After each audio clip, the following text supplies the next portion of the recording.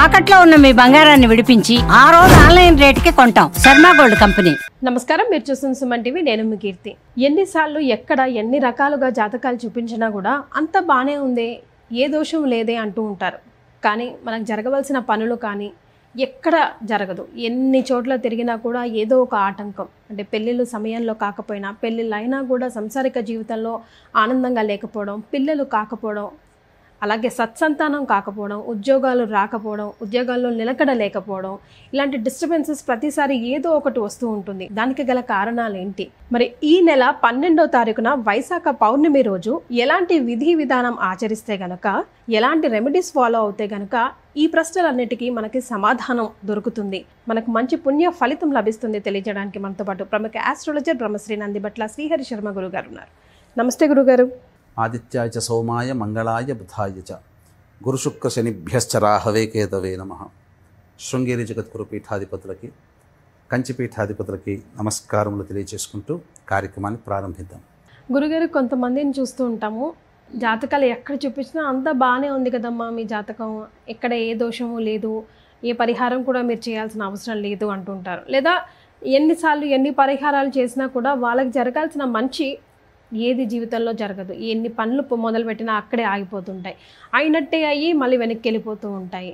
పిల్లలు కాకపోవడం, పెళ్ళిళ్ళు కాకపోవడం, పెళ్ళిళ్ళు అయినా సంసార జీవితంలో అంతగా బాగుండకపోవడం, ఉద్యోగాలు రాకపోవడం, ఇట్లా ప్రతి దాంట్లో హర్డల్స్ చూస్తూ డిప్రెస్ అయిపోతూ ఇదేనా నా జీవితం, ఇంకింతేనా అనుకునే వాళ్ళని కోకొల్లుగా మనం చూస్తూ ఉంటాం. ఎందుకు గురుగారు అలా జరుగుతుంటుంది? దీనికి అసలు పరిహారం ఏం లేదంటారా? మీరు అన్నట్టు ఇప్పుడున్నటువంటి సమాజంలోనమ్మా చాలామంది ఇటువంటి సమస్యలతో బాధపడుతున్నారు. అంటే పైకి స్థూలంగా, అంటే గ్రాస్గా మనం చూసినప్పుడు జాతకంలో మీరు అన్నట్టుగానే గ్రహాల స్థితిగతులు ఇవన్నీ ఉంటాయి. అద్భుతంగా ఉందండి, దశలు శుక్ర మహాదశ జరుగుతుంది, గురు మహాదశ జరుగుతుంది, రాహు జరుగుతుంది, అద్భుతంగా ఉంటుందండి అని చెప్పేస్తుంటారు.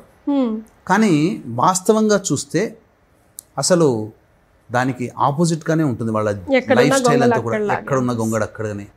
ఒకప్పుడమ్మా గొప్పగా బతికినటువంటి వాళ్ళు ఈ రోజుల్లో చాలా దీన స్థితిలో బ్రతుకుతున్నారు. నేను పుట్టినప్పుడు మా ఇంట్లో చుట్టుపక్కల ఎన్నో భూములు, ఎంతో గొప్ప మేడల్లో పెరిగాం, కార్లలో తిరిగాం. ఇప్పుడు సైకిల్ బండ్ల మీద తిరగాల్సిన పరిస్థితి వస్తుంది.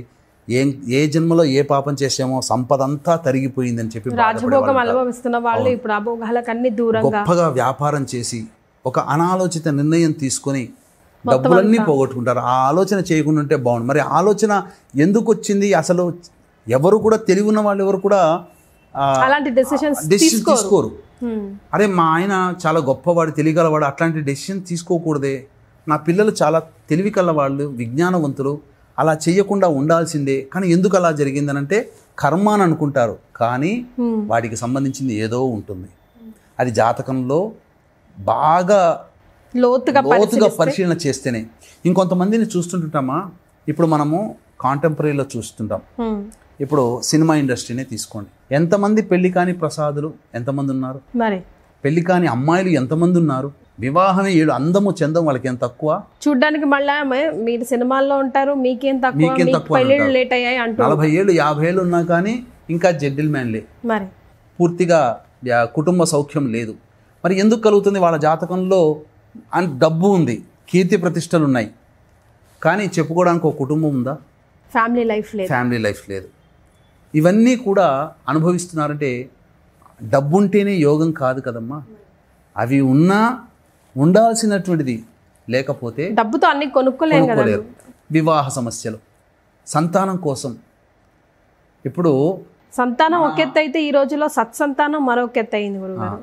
సత్సంతానం అన్నిటికంటే ఇప్పుడు చూడండి, విచిత్రం ఏంటంటే ప్రతి అవసరం ఉన్నటువంటి సందర్భంలో, అవసరం ఉన్నా లేకపోయినా మన హిందూ ధర్మం మీద దుమ్మెత్తి పోసేటువంటి నటుడు ప్రకాష్ రాజ్ ఈ మధ్య అసలు కనబడట్లేడు. మన భారతదేశం ప్రజల మీద అటాక్ చేసి 28 మందిని చంపినా కానీ ఒక మాట మాట్లాడలేదు. అటువంటి నాస్తికుడు కూడా సంతానం కోసం సుబ్రహ్మణ్య క్షేత్రాల చుట్టూ తిరిగిన వాడే.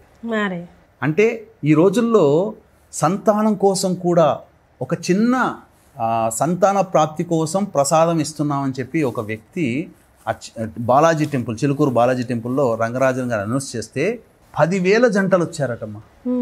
అంటే సంతానం కోసం అంతమంది ఎదురు చూస్తున్నారు. ఈ రోజున IVF, IUF సెంటర్ల చుట్టూ తిరగాల్సినటువంటి పరిస్థితి.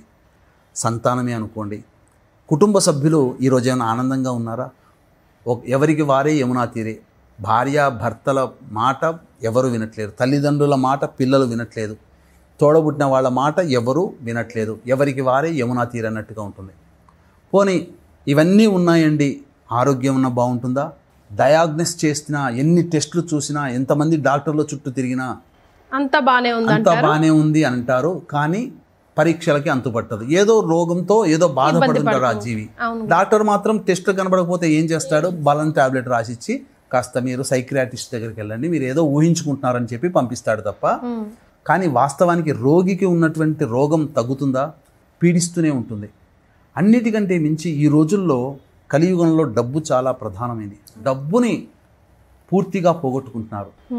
ఈ రోజుల్లో మీరు గమనించుకుంటే ఒకప్పుడు లేని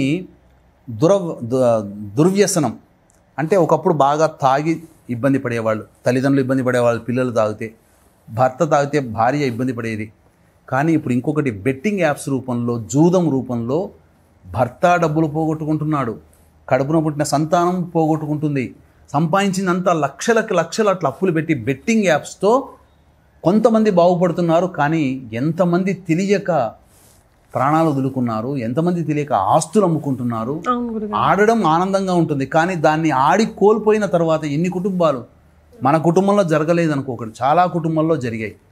ఒకటా రెండా, అనేక రకాల సమస్యలు. గొప్పగా చదువుకుంటారు, ఉద్యోగం రాదు, అన్నిటికంటే మించి వివాహం కాదు, అన్నిటికంటే మించి సంతానం కలగదు, అన్నిటికంటే మించి ఆరోగ్యం సరిగ్గా ఉండదు. ఇక ఏ పని మొదలుపెట్టినా 2 అడుగులు ముందుకి 4 అడుగులు వెనక్కి అన్నట్టుగా ఉంటుంది. చూస్తున్నట్టుగానే జీవితంలో ఆశ కనబడుతుంటుంది, అన్ని పనులు అయిపోతున్నట్టుగానే అనిపిస్తుంది. లాస్ట్ మినిట్కి వచ్చేసరికి ఎండమావిలాగా ఏ పని జరగదు. అంటే ఎందుకు జరుగుతుంది, మాకే ఎందుకు జరుగుతుంది అనేటువంటి ఆలోచన చేసేవాళ్ళు వీక్షించేటువంటి ప్రేక్షకుల్లో ఉంటుంటారు. ఒకప్పుడు లేవు కదా, ఇప్పుడు ఎందుకు? ఒకప్పుడు ఒక మనిషి సంపాదిస్తే 15 మంది సంతానం బ్రతికారు. ఇప్పుడు 15 మంది సంపాదించినా డబ్బులు నిలవట్లేవు. ఎంతమంది భార్య భర్త పిల్లలు కష్టపడి సంపాదించినా డబ్బు దొరకట్లేదు. ఇదంతా కారణం ఏంటి అనంటే మన కర్మ అని అనుకుంటుంటారు. కాదండి, వీటన్నిటికంటే కారణము కొన్ని శాప ప్రభావాలు. ఒకప్పుడు లేవు. ఎందుకనంటే ఒకప్పుడు అంటే శాప ప్రభావాలు అంటే ఏంటి? తండ్రి లేదా భర్త వైపు 6 తరాలు, తల్లి లేదా భార్య వైపు 3 తరాలలో దుర్మరణాలు గనక ఉన్నట్లయితే, అంటే road accident, fire accident, suicide attempt, నదిలో బావిలో పడి చనిపోవడం, ఇంట్లోంచి వెళ్ళిపోవడం, లివర్ ఫెయిల్యూర్, కిడ్నీ ఫెయిల్యూర్, క్యాన్సర్తో చనిపోవడం, 60 సంవత్సరాల లోపల ఏ విధంగా చనిపోయినా, కుటుంబ సభ్యులు సంబంధించి చనిపోయినప్పుడు పిండ ప్రదానాలు చేయలేకపోయినా, ఆడపిల్లలే సంతానంగా ఉన్నా, ఈ రోజుల్లో ఇంటర్ క్యాస్ట్ మ్యారేజ్లు చాలా జరుగుతున్నాయి. ఏ తల్లిదండ్రులకు ఇష్టం ఉంటుంది కనిపించినటువంటి అమ్మాయిని వేరే కులస్తులకి, వేరే మతస్థులకి చేతిలో పెట్టడం? బలవంతంగా ఒప్పుకుంటున్నారు. అటువంటి ఇంటర్ క్యాస్ట్, ఇంటర్ రిలీజియన్ మ్యారేజ్లు జరిగినా, అలాగే సంతానం కలగకపోయినా, మత్తులకి జూదానికి బానిసైనటువంటి కుటుంబ సభ్యులు ఉన్నా, అలాగే సత్సంతానం కలగకపోయినా, ఇవన్నీ కూడా స్త్రీ శాపము, గురు శాపము, పితృశాపము, సర్పశాపాల ప్రభావాలన జరుగుతుంది. ఈ యొక్క లక్షణాలు ఏ కుటుంబంలో ఉంటాయో ఈ 5 రకాల శాప ప్రభావాలు ఆ కుటుంబంలో ఉన్నట్టే. కాబట్టి పరిహారాలు చేసుకోవాలమ్మా. పరిహారాలు చేసుకునేదానికంటే ముందు, ఒకప్పుడు మీరు చిన్నతనంలో మంచి పాలు, మంచి గాలి పీల్చారు, మంచి పాలు తాగారు, మంచి ఫుడ్ ఎక్కడైనా దొరికింది, మంచి నూనె వాడారు. ఇప్పుడు మనం పట్టి మంచిదా కాదా అని చూసిన తర్వాతనే మనం తీసుకుంటున్నాం కదా. ప్రతి దాంట్లో కల్తీ వచ్చింది కదా, అసలు పీల్చే గాలిలోనే కల్తీ వచ్చింది. అంటే ఒకప్పుడు నీతి నిజాయితీతో బ్రతికే వాళ్ళు అందరూ కూడా, ప్రతి వృత్తిలో కూడా నీతి నిజాయితీ అనేటువంటిది ఉంది. కానీ ఈ రోజుల్లో అది నీతి నిజాయితీ ఎక్కడో ఉంది. అన్ని వృత్తుల్లో, అన్ని వ్యాపారాల్లో, ప్రతి దాంట్లో కూడా మంచి చెడు మోసం ఉంటుంది.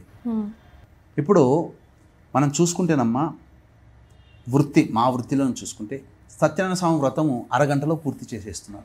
అంతేనా? 2-3 గంటలు జరిగితే కానీ పూర్తి కాదు, సశాస్త్రీయంగా చేస్తారు. అటువంటిది పూజల విషయంలో కూడా తూతూ మంత్రంగా, పురాణోక్తంగా జరుగుతున్నాయి. ముఖ్యంగా ఈ 5 రకాల శాపాల నివృత్తికి సంబంధించి చేసేటువంటి పూజలు ఒళ్ళు దగ్గర పెట్టుకుని చేయాలి. అంటే యజ్ఞోపవీతం ఉన్నటువంటి బ్రాహ్మణ క్షత్రియ వైశ్య కులస్తులకేమో ఒక రకంగా, మిగతా వర్ణాల వాళ్ళకి ఒక రకంగా చేయిస్తున్నారు. అయితే ఇదంతా కూడా పితృదేవతారాధనలో అలా ఉండకూడదు. ఓకే. కాబట్టి పురాణోక్తంగా తూతూ మంత్రంగా 45 లేదా గంటలో చేపించి పంపిస్తున్నారు.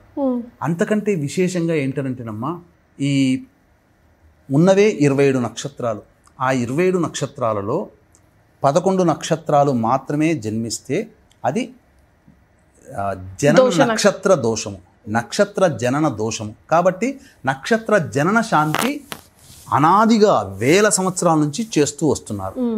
ఈ మధ్య ధనాన్ని సంపాదించుకోవాలనే ఉద్దేశంతో, ఉన్నవి లేనివి భయభ్రాంతులకు గురి చేసే ఉద్దేశంతో ఉన్న 27 నక్షత్రాల్లో 19 నక్షత్రాల్లో పుడితే దోషము, ఖచ్చితంగా ఈ శాపాలు ఉంటాయి అని చెప్పి భయపెట్టిస్తున్నారు.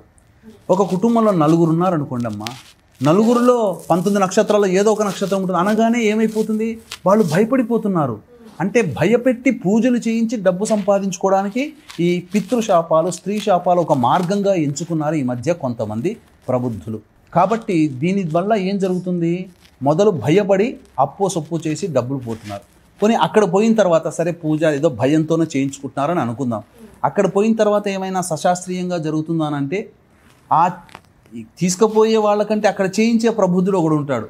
వాడింకా మోసం ఏంటనంటే, ఒక్క అరటి పండు పెట్టిందేమో ఇక్కడ వీళ్ళు వేలకు వేలు పెడతారు, పెట్టి పోతారు. అక్కడ చేయించేవాడు ఒక్క అరటి పండు, ఒక జామ పండు ఇలా పెట్టి పదార్థాలు కూడా సరిగా పెట్టక భూమి మీదనే మంటపారాధన చేసి ఒక్క బ్రాహ్మణుని పెట్టి, అది కూడా సరిగ్గా చేయిస్తాడో లేదో తెలియదు, యాక్చువల్గా అయితే అటువంటి బ్రాహ్మణుని పెట్టి 45 నిమిషాలు లేదా 1 గంటలో పూర్తి చేసి ఒక బ్యాచ్ని లేపేసేస్తున్నారు. మీరు అన్నట్టుగా అసలుకైతే 3 నుంచి 4 గంటలు కూర్చొని చేసేటువంటి పూజా విధానం, నైవేద్యము పెట్టేటప్పుడు, అన్ని రకాల కార్యక్రమాలు చెప్పేటప్పుడు చాలా జాగ్రత్తగా ఉండాలి. అన్నిటికంటే మించి అక్కడ భాష తెలిసినటువంటి వాళ్ళు లేరు, తెలుగు వాళ్ళు. భాష తెలియని వాళ్ళతో పెట్టి చేసేసి పోయేటప్పుడు మేము ఆత్రంగా పోతున్నారు, గొప్పగా అయిపోతుందేమో అనుకుంటున్నారు, వచ్చేటప్పుడు మాత్రం బాధపడి వస్తున్నారు. కానీ ఈ మధ్య కొంతమంది ప్రజలు కూడా తొందరగా చేసేయండి అయ్యగారు, తొందరగా కానిచ్చేయండి, టైం లేదు అనే వాళ్ళు కూడా ఉన్నారు. కానీ ఈ పూజలు అట్లా చేయకూడదు. అంత ఖర్చు పెట్టి పోతున్నప్పుడు తొందరగా చేసుకోవడానికి ఏ పర్సన్ కూడా ఒప్పుకోడు. ప్రతి మనిషి కూడా నా దోషం పోవాలని అనుకుంటాడు. కానీ లేని దోషాన్ని కూడా ఆపాదించి ఇలా చేయిస్తున్నారు. తద్వారా జనాలు మోసపోతున్నారు. అందుకనే ఏంటంటే, ఇది ఈ మధ్య వచ్చిందమ్మా, ధనార్జన కోసం చేసినటువంటిది ఇది. కానీ వాస్తవానికి మీకు తెలుసు, 2013 నుంచి ఈ యొక్క సందర్భంగా హిందూ ధర్మం ఛానల్ ద్వారా కానీ అనేక ప్రసార మాధ్యమాల ద్వారా 2013 నుంచి ఈ యొక్క పితృదోష నివారణ కార్యక్రమాలు, స్త్రీ శాపము, గురు శాపం అనేటువంటి కార్యక్రమాలు సజావుగా నిజాయితీగా చేయించడం జరుగుతుంది. కాబట్టి మంచి బ్రాహ్మణుల్ని మనం పెట్టి చేయిస్తున్నామమ్మా. కాబట్టి అవకాశం ఉంటే వీక్షించేటువంటి ప్రేక్షకులు, ఈ యొక్క వైశాఖ పౌర్ణమి చాలా పవిత్రమైనటువంటి, మహత్యమైనటువంటిది. 10వ తారీఖు నాడు లోపల నమోదు చేసుకుంటే 11వ తారీఖు ఇక్కడి నుంచి బయలుదేరడం జరుగుతుంది. 12వ తారీఖు కార్యక్రమం సజావుగా ఇప్పుడు ఏదైతే చెప్పామో అటువంటి దోషము లేకుండా చాలా నిజాయితీగా ఈ యొక్క శాప నివృత్తి కార్యక్రమాలు చేయించడం. ఎందుకంటేనమ్మా, ఒక్క బ్రాహ్మడే పూజ చేసి ఒక్క బ్రాహ్మడే హోమం చేస్తే అది పూజ, హోమం కాదు. అసలు పితృదేవతలు సంతోషించరు. పైగా పితృదోషం తొలగిందా లేదా అని చెప్పి అట్లా చూసుకుంటే పితృదోషం తొలగనట్టుగానే చూపిస్తుంది. మనకు అందులో కనబడుతుందమ్మా. మనకు అన్నిటికంటే ముఖ్యంగా ఈ యొక్క పూజ చేయడానికి భాష ప్రధానం. భాష తెలిసిన వ్యక్తి కావాలి చేయించే బ్రాహ్మడు. తర్వాత సూక్త పారాయణం అని ఉంటుంది. ఆ సూక్త పారాయణానికి దాదాపుగా 10-15 మంది బ్రాహ్మలు కావాలమ్మా. మరి అసలు ఆ సూక్త పారాయణమే చేయించట్లేదు. ఇంత డబ్బు కట్టి ఆ 19 నక్షత్రాలని చెప్పి భయపెట్టి తీసుకుపోయే వ్యక్తుల వల్ల చేయించుకున్నందువల్ల బ్రాహ్మణులు వచ్చి పారాయణం, మంత్ర పారాయణం చేసిన దాఖలానే లేవు. తరువాత హోమం దగ్గర కనీసం 3 బ్రాహ్మలైనా ఉండాలి. ఇవన్నీ ఏవి తెలియవు కదా, సామాన్యమైన జనానికి ఏం తెలుస్తాయి? ఏదో చేశారు కదా, అయిపోయింది కదా అని అనుకుంటుంటారు. కానీ అందుకని ఇక్కడే నిలదీయాలి. ఒక్క బ్రాహ్మణుని ఎలా పెడతావు? ఇంత డబ్బు పెట్టి ఖర్చు పెట్టి ఒక్క బ్రాహ్మడు మాకేంటి? శాస్త్రం ప్రకారం పారాయణానికి 10-15 మంది బ్రాహ్మణులకు రావాలి, హోమానికి 3 రావాలి కదా. ఎందుకు ఒక్కడిని పెట్టి చేయించాల్సి వచ్చింది ఏంటంటే, ఇక్కడ లోపాయికారి, లోభత్వము. చేయించేవాడు కూడా లోభత్వము. బ్రాహ్మణులు పెడితే వాడు డబ్బు ఎక్కువ ఖర్చు పెట్టాలి. కాబట్టి ఇలా ధనము పరంగా తీసుకునేదేమో పెద్ద మొత్తంలో కనబడుతుంది, చేయించేటప్పుడు మాత్రం సరిగ్గా ఉండదు. అక్కడికి వచ్చేసరికి టోటల్గా మార్పు అనమాట. రైట్. గురుగారు చెప్పేది ఏంటంటే దోషం తొలగిపోవాలన్నప్పుడు అంత సిన్సియర్ ఎఫర్ట్స్ పెట్టినప్పుడు డబ్బు ఎలాగో మీరు పెడుతున్నప్పుడు ఆ డబ్బు ఆ పైసా వసూలు అయితే నిజంగా ఆ దోషం అంటూ మీరు తిరిగి ఇంటికి వచ్చే లోపు వెళ్ళిపోయి ఆ నెలలోపే మీకు రిజల్ట్ మాయ మాటలు చెప్తే దోషం పోతుందమ్మా, అయిపోతుందనంటే అయిపోతుందా? కానీ జరగట్లేదు. ఇది మోసాన్ని ప్రజలు గుర్తించాలి. ఎందుకనంటే మోసం చేసేవాళ్ళు ఎప్పుడు ఉంటారు, మోసపోకుండా జాగ్రత్త పడడమే మనవంతమ్మ. ఎందుకు ఈ వైశాఖ పౌర్ణమికి చాలా ఇంపార్టెంట్ అని అంటే ఈ వైశాఖ మాసము విష్ణు ప్రీతికరమైనటువంటి మాసము. ఈ విష్ణు ప్రీతి అంటే విష్ణువే మోక్షాన్ని ఇచ్చేటువంటి వాడు. పూజ పేరే నారాయణ బలి, మోక్ష నారాయణ బలి. నారాయణ శబ్దం ఉందంటేనే మోక్షాన్ని ఇచ్చేవాడు నారాయణుడు. కాబట్టి అట్టి నారాయణుడికి ప్రీతికరమైనటువంటి వైశాఖ మాసంలో ఈ యొక్క వైశాఖ పౌర్ణమి రోజున ఇట్టి పితృదేవత సంబంధించినటువంటి కార్యక్రమాలు, పితృదోష నివారణ కార్యక్రమాలు జరిపించి ఏ వ్యక్తి అయితే సముద్ర స్నానం చేస్తాడో ఆ వ్యక్తి యొక్క కుటుంబ పెద్దలు మోక్షాన్ని పొందుతారని శాస్త్రమే చెప్పబడి ఉంది. వైశాఖ పురాణంలో చెప్పబడి ఉంది. అంబరీషుడు కానీ, శృతకీర్తుడు కానీ వీళ్ళందరూ కూడా ఇటువంటి పూజాది కార్యక్రమాలు జరిపించి తమ వంశంలో మరణించినటువంటి దుర్మరణం పాలైనటువంటి వ్యక్తులకి మోక్షాన్ని ప్రసాదించుకున్నారు.